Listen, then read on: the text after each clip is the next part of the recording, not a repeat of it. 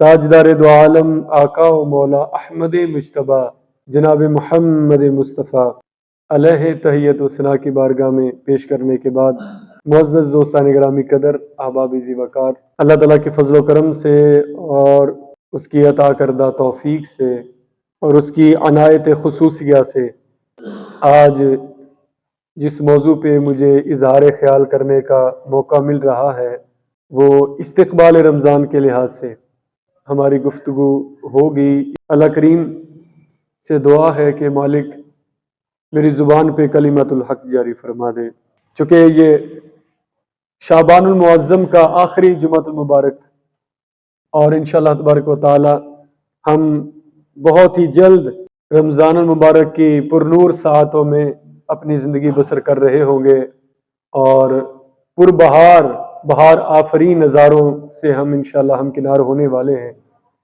تو اس کی رمضان شریف کی آمد کے لحاظ سے چند معروضات میں آپ احباب کی خدمت میں پیش کرنا چاہتا ہوں۔ دعا کیجئے مجھے اللہ حق کہنے کی توفیق عطا فرمائے۔ جب رمضان المبارک کا چاند طلوع ہوتا ہے تو اللہ اپنے بندے سے لامکان سے خطاب فرماتا ہے، اور وہ کیا کیف آور خطاب ہوتا ہے۔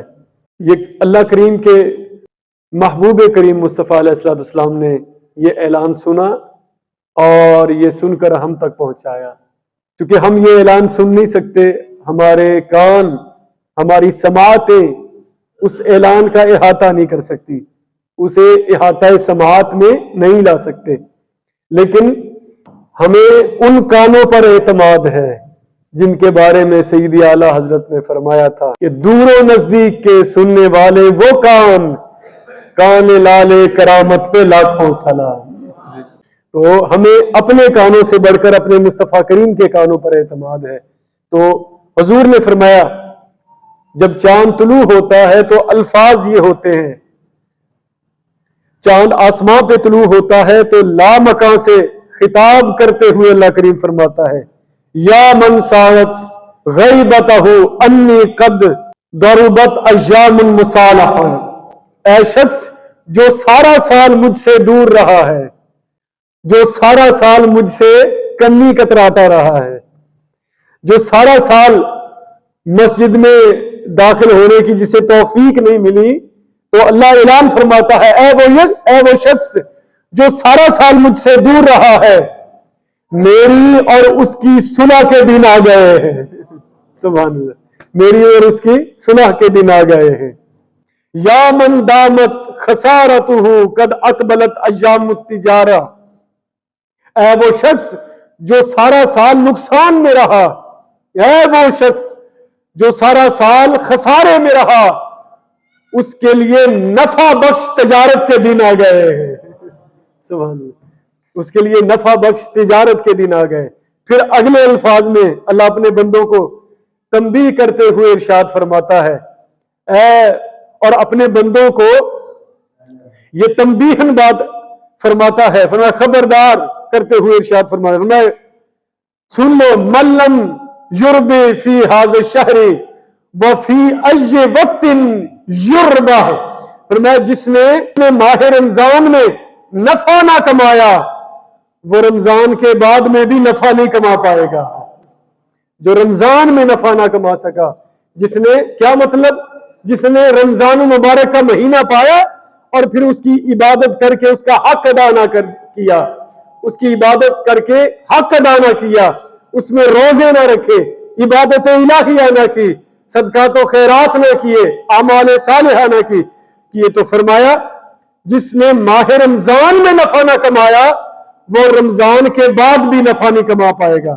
پھر اللہ کریم بیان کا اختتام اس جملے پہ فرماتا ہے، فرمایا من لم یقرب فیہ من مولاہ فہو علی وعدہ لا یبلغ، جو شخص رمضان کے مہینے میں اپنے مولا کے قریب نہ ہو سکا، اپنے مولا کی نزدیکی نہ حاصل کر سکا، عبادت الہیہ کرنے کے بعد اپنے مالک کا قرب حاصل نہ کر سکا، تو رمضان کے بعد بھی وہ اپنے مالک کا قرب نہیں پا سکے گا۔ جس نے رمضان میں برکتیں نہ لوٹی تو وہ رمضان کے بعد بھی کچھ نہیں کر پائے گا۔ اب آگے قرآن شریف کی آیت اللہ کریم نے قرآن مجید برہان رشید میں فرمایا والصائمین والصائمات والحافظین فروجہم والحافظات والذاکرین اللہ کثیرا والذاکرات اعد اللہ لہم مغفرۃ واجرا عظیما۔ اللہ کریم قرآن مجید میں ارشاد فرماتا ہے روزے دار مردوں کے لیے، روزہ دار مردوں کے لیے اور روزہ دار عورتوں کے لیے، اور اپنی شرمگاہوں کی حفاظت کرنے والے مردوں کے لیے اور اپنی شرمگاہوں کی حفاظت کرنے والی عورتوں کے لیے، اللہ کا ذکر کثیر کرنے والے مردوں کے لیے اور اللہ کا ذکر کثیر کرنے والی عورتوں کے لیے اللہ نے بخشش اور اجر عظیم تیار کر رکھا ہے۔ سبحان اللہ، اللہ نے بخشش اور اجر عظیم تیار کر رکھا ہے۔ سبحان اللہ، یہاں میرے مدینۃ العلم، باب مدینۃ العلم بولے، یعنی حضرت علی شیر خدا بولے۔ حضرت علی شیر خدا کرم اللہ تعالی وجہہ الکریم فرماتے ہیں، فرمایا لو اراد اللہ ان يعذب امت محمد لما اتاہم رمضان۔ فرمایا میرے علی شیر خدا نے فرمایا اگر اللہ نے محمد کی امت کو عذاب دینا ہوتا تو پھر کبھی انہیں رمضان کی دولت سے مالا مال نہ کرتا۔ اللہ کریم نے اگر بندے کو عذاب دینا ہوتا، بندے کو عذاب میں مبتلا کرنا ہوتا اور اپنی قہر غضب کا مستحق کرنا ہوتا تو اللہ کریم کبھی بندہ مومن کو رمضان کی دولت نہ عطا فرماتا۔ تو اللہ کا حضور کی امت کو رمضان عطا کرنا اس بات کی دلیل ہے اللہ کا یار کی امت کو عذاب دینے کا ارادہ ہی نہیں ہے، اللہ کا حبیب کی امت کو عذاب دینے کا ارادہ ہی نہیں ہے، اس لیے تو ہمیں رمضان عطا کر دیا ہے نا۔ اور پھر حدیث پاک، اور یہ حدیث بھی بخاری شریف کی حدیث ہے۔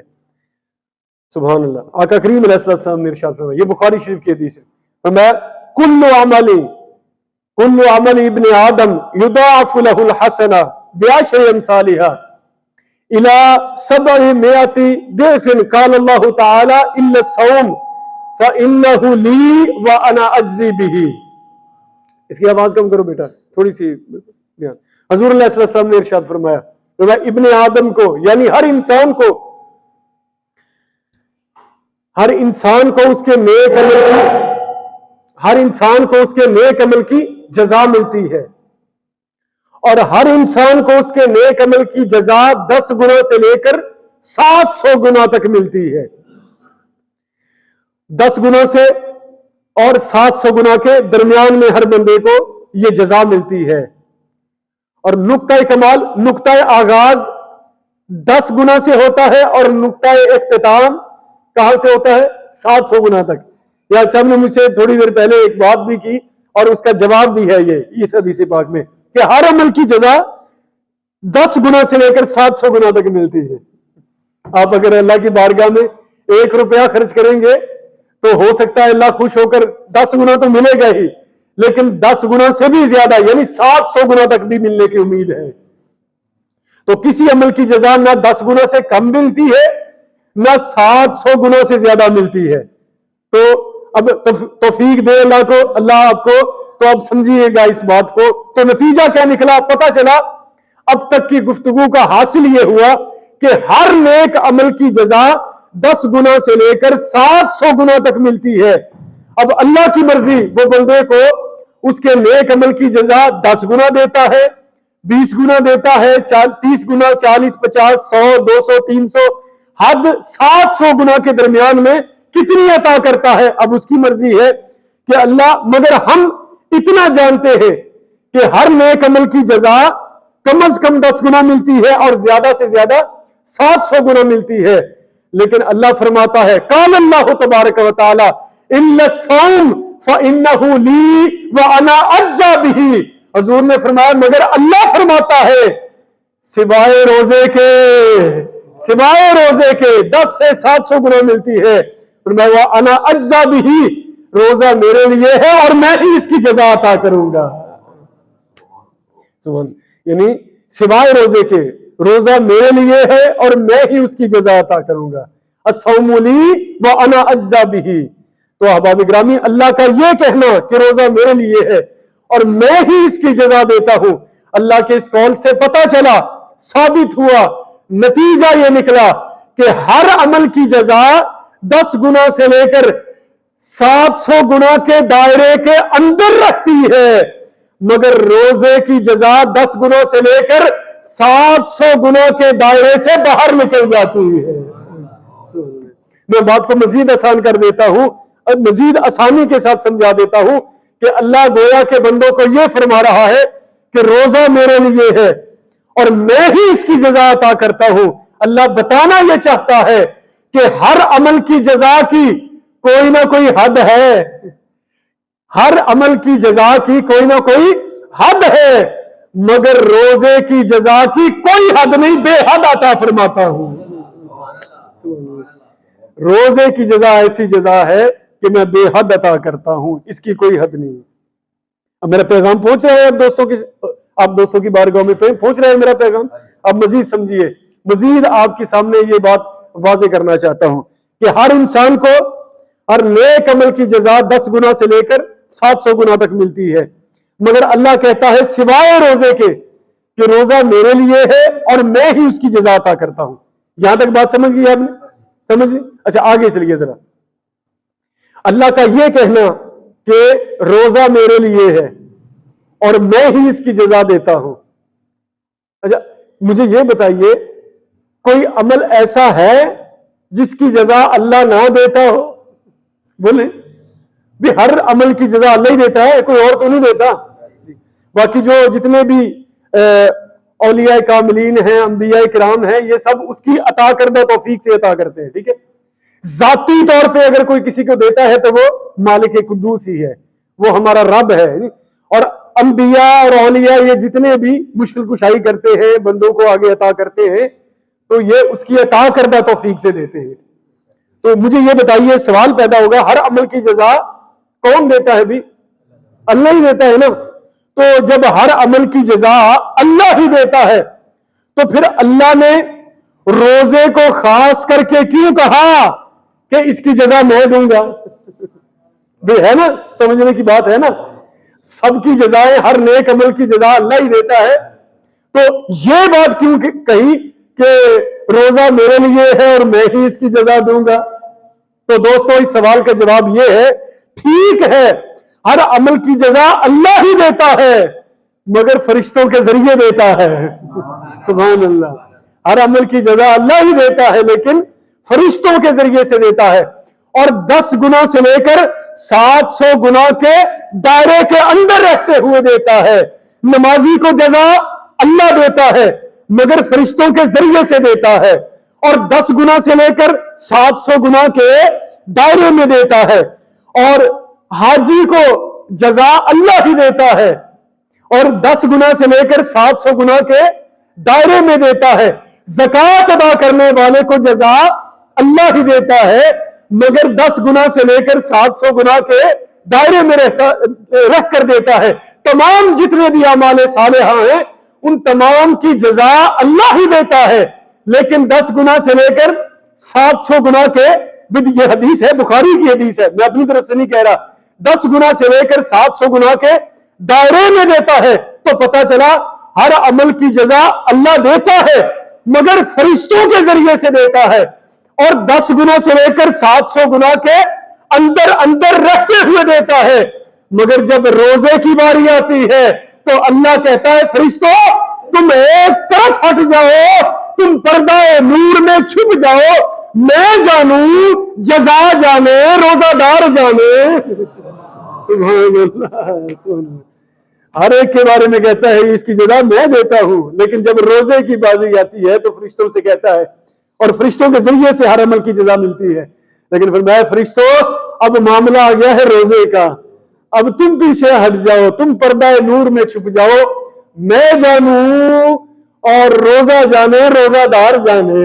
سبحان اللہ، اللہ اکبر۔ تو ہر عمل کی جزا اللہ فرشتوں کے ذریعے سے دیتا ہے، فرشتوں کے وسیلے اور وساطت سے دیتا ہے، وسیلہ کرم سے دیتا ہے، مگر جب بات آتی ہے روزے کی تو اللہ فرماتا ہے فرشتوں میں نے ہر عمل کی جزا تمہارے ذریعے سے دلوائی ہے، نماز کی جزا تمہارے ذریعے سے دلوائی ہے، حج کی جزا تمہارے ذریعے سے دلوائی ہے، زکوٰۃ کی جزا اور تمام اعمال صالحہ کی جزا تمہارے ذریعے سے دلوائی ہے، مگر معاملہ اب آن پڑا ہے روزے کا، اور تسی چل دے بنو، تسی غائب ہو جاؤ، تسی پردے سے چھپ جاؤ، روزے دار نو روزے دی جزا میں تواڈے ذریعے نہیں دینی بلکہ اپنے دستے کرم نہ عطا کراں گا۔ میں روزے دار نو روزے دی جزا اپنے ہتھوں دینی ہے سبحان اللہ، یعنی اپنے دستے کرم سے عطا کروں گا۔ تو اب مفہوم واضح ہوا، یہ جو اللہ کہہ رہا ہے کہ روزہ میرے لیے ہے اور میں ہی اس کی جزا بن جاتا ہوں، تو مراد آپ سمجھ گئے کیا ہے؟ مراد یہ ہے کہ اللہ ہر عمل کی جزا فرشتوں کے ذریعے سے دیتا ہے، لیکن روزے کی جزا اللہ اپنے دستے کرم سے عطا کرتا ہے۔ اچھا، بعض علماء کسی اور طرف گئے ہیں، انہوں نے اپنے ذوق کا مظاہرہ کیا، بعض علماء نے، اور کمال کر دی جناب۔ اب سمجھنے کے لیے یہ افہام و تفہیم کے لیے بات ہے، بھی توجہ ہے دوستوں کی؟ ماشاءاللہ توجہ ہے آپ دوستوں کی؟ ماشاءاللہ۔ اچھا، علماء نے یہاں پر ایک نقطہ بیان فرمایا یہ اجزا، جو لفظ اجزا ہے نا، بھی ادھر میری طرف دیکھیے، توجہ، ہاں جی، میں کچھ عرض کر رہا ہوں، یہ علماء، یہ خاص نکات ہے آپ خاص دوستوں کے لیے۔ علماء نے کہا کہ اجزی جو حکم ہوا نا حدیث شریف میں، بخاری کی روایت ہے، تو یہ دو طریقوں سے پڑھا جا سکتا ہے، یا الف کی زبر کے ساتھ پڑھا جائے گا یعنی اجزی، ٹھیک ہے، کہ میں جزا عطا کرتا ہوں، یا الف کی پیش کے ساتھ پڑھا جائے گا اجزا بھی۔ اللہ اکبر، الصوم لی فانا اجزی بھی یا فانا اجزا بھی، یعنی دو طریقے سے پڑھا جا رہا ہے۔ دھیان بھٹکنے نہ پائے، میں خاص بات عرض کرنے والا ہوں۔ اجزی کو دو طریقے سے پڑھا جائے گا، یا الف کی زبر کے ساتھ پڑھا جائے گا یا الف کی پیش کے ساتھ پڑھا جائے گا۔ تو اب معنی کیا بنے گا؟ اگر تو الف کی زبر کے ساتھ پڑھے تو ترجمہ یہ بنے گا الصوم لی وانا اجزا بھی۔ اگر الف کی زبر کے ساتھ پڑھیں گے اور پیش کے ساتھ پڑھیں گے تو معنی یہ ہوگا الصوم لی وانا اجزا بھی۔ پہلے کا ترجمہ یہ ہوگا کہ روزہ میرے لیے ہے اور میں اس کی جزا عطا کروں گا، اور جب ہم یہ کہیں گے وانا اجزا بھی تو علماء فرماتے ہیں، تو اللہ فرمانا یہ چاہتا ہے روزہ میرے لیے ہے اور میں خود اس کی جزا بن جاتا ہوں۔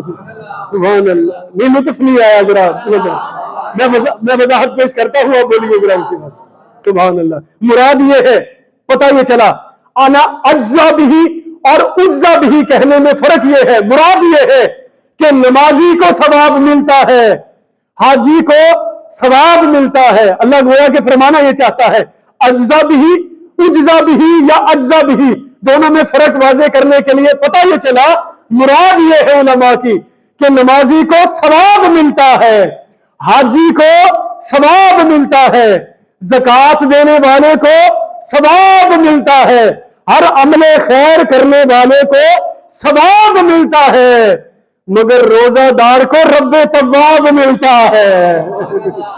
سبحان اللہ، سبحان اللہ، ہر بندے کو ثواب ملتا ہے لیکن خاص روزہ دار کو رب تواب ملتا ہے، یعنی فرمایا روزہ میرے لیے ہے اور میں ہی اس کی جزا بن جاتا ہوں۔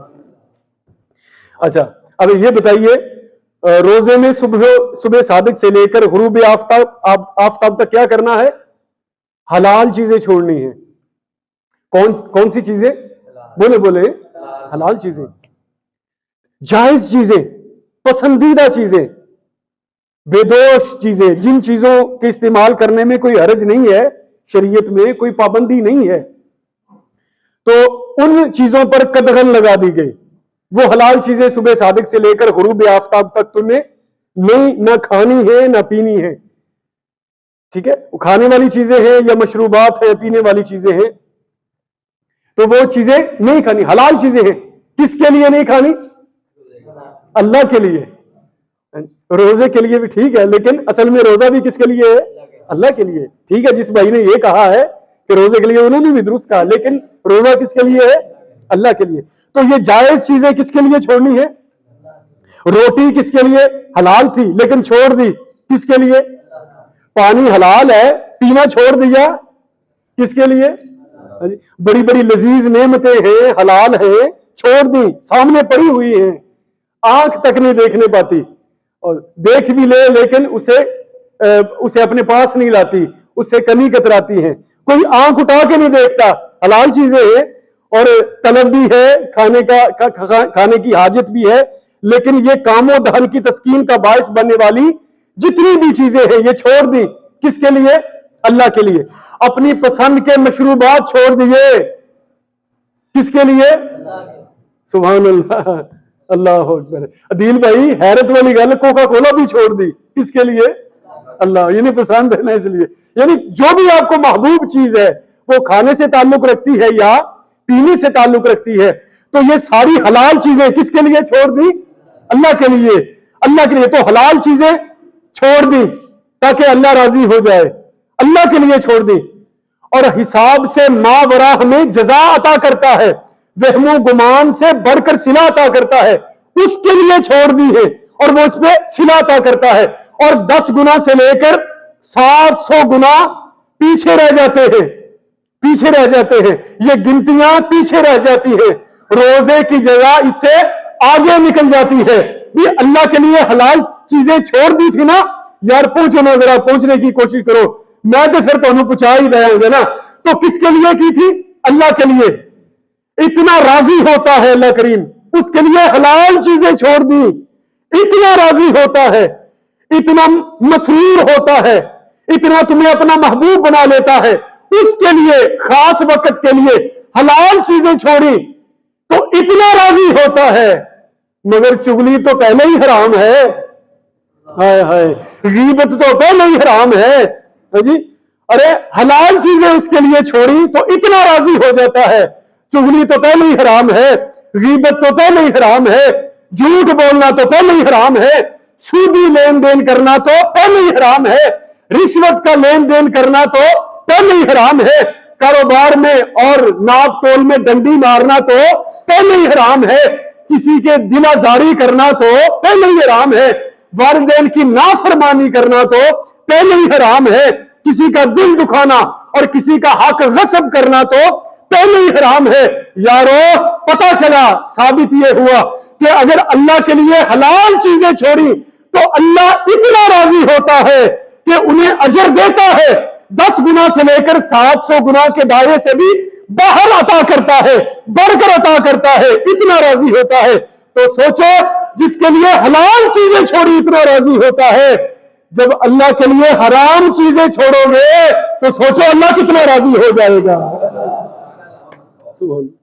جب حلال چیزیں چھوڑنے پر اتنا راضی ہوتا ہے، حرام چیزیں چھوڑ دو گے تو اللہ کتنا راضی ہو جائے گا۔ مگر فرق یہ ہے کہ حلال چیزیں چھوڑی تھی مہینے بھر کے لیے، مگر حرام چیزیں چھوڑ دو عمر بھر کے لیے، حرام چیزیں چھوڑ دو عمر بھر کے لیے۔ حلال چیزیں چھوڑی تھی صبح صادق سے لے کے غروب آفتاب تک، عارضی طور پہ چھوڑی تھی، حلال چیزیں عارضی طور پہ چھوڑی تھی، مگر حرام چیزیں ہمیشہ ہمیشہ کے لیے چھوڑ دو، اللہ بھی راضی ہوگا، اللہ کا مصطفیٰ بھی راضی ہو جائے گا، یہ جہاں بھی آباد ہوگا وہ جہاں بھی روشن اور تابندہ ہو جائے گا۔ تو رمضان کا پیغام ہے یہ کہ اللہ کے بندو، جب اپنے رب کے لیے حلال چیزیں چھوڑ سکتے ہو جی، تو کیا اپنے رب کے لیے حرام چیزیں نہیں چھوڑ سکتے ہو؟ ٹھیک ہے، آج سے ہم ارادہ کریں انشاءاللہ، اور آج کے بعد آپ نے یہ ارادہ بھی کرنا ہے کہ اپنی قضا شدہ جتنی بھی نمازیں ہیں وہ ضرور ادا کرنی ہے، ٹھیک ہے، یہ بھی وعدہ رہے گا انشاءاللہ۔ صرف 5 وقتہ نماز نہیں پڑھنی، بلکہ جو نوافل ہے ان کا درجہ 70 گنا ہو جائے گا جی، نوافل کا فرض کے برابر ہو جائے گا اور فرض کا 70 گنا ہو جائے گا ثواب۔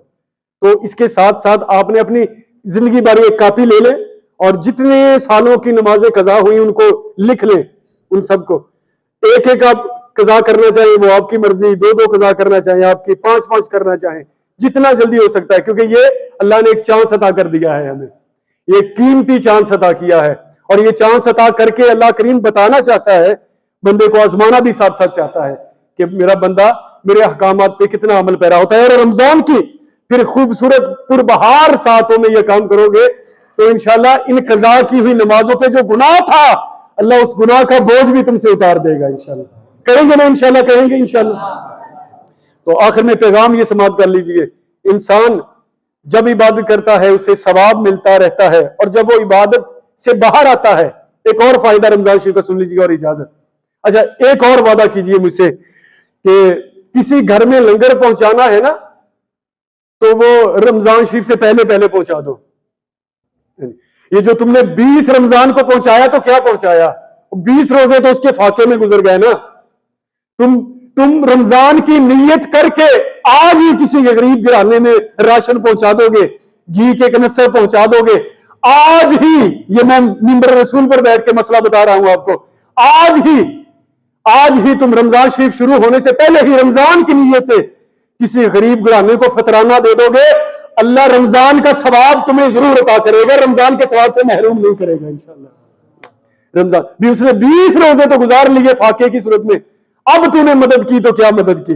हाँ जी, अगर चाहते हो कि गरीब के घर का चूल्हा जल जाए और वो रमजान शरीफ तक चलता रहे, और वो रमजान शरीफ के रोजे बहुस्न खूबी और सहूलत के साथ रखते रहे, उनके बच्चे सही तौर पे खाना खाते रहे, तो आपको ये मेरी गुजारिश पे अमल करना होगा। किसी बच्ची के लिए कोई लिबास लेकर देना है, रमजान का प्रोग्राम है, रमजान का प्रोग्राम बना रखा है, तो ये मेरी मिंबर रसूल से आप दोस्तों की बारगाहों में इल्तिजा है कि जो रमजान में देना है वो रमजान से पहले आज ही उनके घरों में पहुंचा दो। इंशाल्लाह हो सकता है अल्लाह तुम्हें रमजान से भी बढ़कर सवाब अता कर देगा जी। ये मैं मिंबर रसूल पर बैठ के लायानी बात नहीं कर रहा जी, बड़ी वसूख के साथ बात कर रहा हूं। अल्लाह करीम हमें अमल की तौफीक। और इसके साथ साथ एक और खूबसूरत पैकेज वो अब समाप्त कर लीजिए और इजाजत। और वो ये क्या कि जब तक बंदा कोई इबादत करता है सवाब मिलता रहता है, नमाज पढ़ता रहता है सवाब मिलता रहता है, जैसे ही नमाज से बाहर निकला सवाब मिलना बोले बोले रुक गया। जैसे ही सलाम फेरा, सलाम से बाहर आया, सलाम निकला, नमाज से बाहर निकला तो सवाब मिलना रुक गया, बंद हो गया। हाजी ने तमाम अरकान हज किए, जब तक अरकान करता रहा तो सवाब मिलता रहा, जब अरकान से बाहर आ गया तो सवाब मिलना बोले बोले जल्दी से।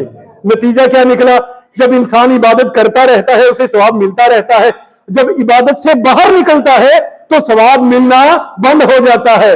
मगर रोजे की शान देख लो, मुस्तफा का फरमान सुन लो। रोजे की शान ये है, फरमाया नौमुस्साइम इबादतुन, रोजेदार का सोना भी इबादत में लिखा जाता है। सुभान अल्लाह, सुभान अल्लाह। जब तक बंदा सोता रहता है उसे सवाब मिलता रहता है, जब तक हालत रोजा में रहता है उसे सवाब मिलता रहता है। जब इफ्तारी करने के बाद, अब देखिए रोजा खत्म हो गया, यानी रोजा मुकम्मल हो गया, हुजूर ने फरमाया इफ्तारी करने के बाद रात को सो गया है, रोजा मुकम्मल हो गया, रोजा खोल लिया, मगर सवाब मिलने का अमल नहीं रुका, वैसे ही जारी सारी रहेगा। सुभान अल्लाह। तो पता चला रोजा वाहिद इबादत है कि रोजा खोल भी लिया, इंसान इस इबादत से बाहर भी आ जाए, इबादत खत्म भी हो जाए, पर सवाब खत्म होने का नाम ही नहीं लेता। इसे कहते हैं डबल मजा। तो जो है दोस्तों की, इसे कहते हैं डबल लुत्फ, डबल मजा। इसे कहते हैं आम के आम गुटलियों के दाम। इसे कहते हैं एक पंथ दो काज। इसे कहते हैं, हमने जो बचपन में एक मुहावरा सुना था, हम खुरमाओ हम सवाब, हम खुरमाओ हम सवाब, के खजूरें भी खा ली और सवाब भी मिल गया, तो रोजा भी रख लिया तो राती सौन का सवाब भी मिल गया। सुभान अल्लाह। खजूरें भी खा ली और सवाब भी मिल गया, और रोजा भी रख लिया और रात सोने का सवाब भी मिल गया।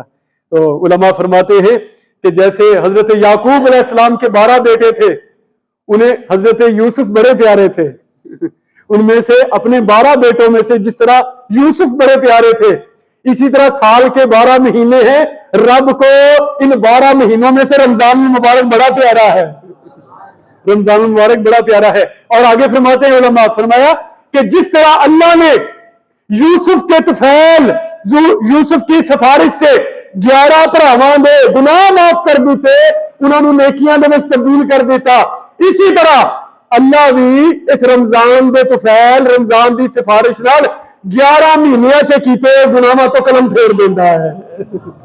सुभान अल्लाह। उन्हां गुनाहां नूं नेकियां च तब्दील फरमा देता है। अल्लाह हमें समझने की तौफीक अता फरमाए। वाखिर दावाया अनिल हम्दुलिल्लाह।